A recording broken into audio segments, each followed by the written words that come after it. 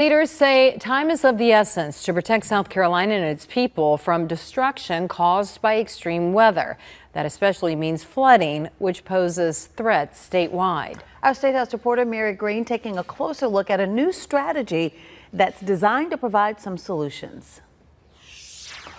South Carolina's strategic statewide resilience and risk reduction plan was unveiled Thursday in Columbia after about 2 years of work to develop it. There's no time to waste. With this plan, citizens will be safer.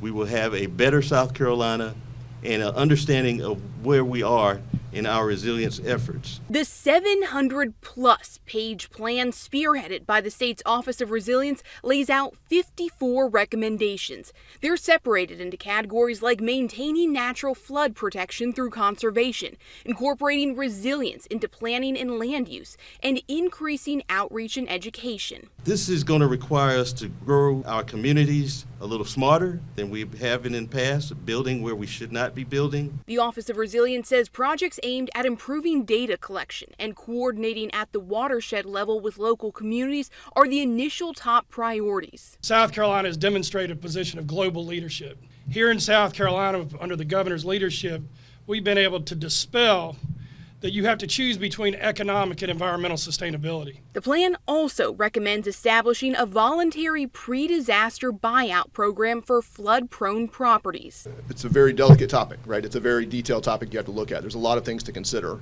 There's attachment to place. You know, some folks have lived in communities for generations, and there's a very strong attachment to place. So you have to work with the communities early on to let them know what you know and try to work to solutions that everybody can live with. While this initial plan focuses on flooding, the Office of Resilience says it'll be developing further recommendations focused on other hazards that impact South Carolina. This is a project that is not going to begin today and end in a year or so. This is something that will be a permanent part of life in South Carolina. The Office of Resilience says for these recommendations to have their greatest impact, it'll also take support from local governments, traditional and tribal communities, and neighboring states. Reporting from the State House, I'm Mary Green.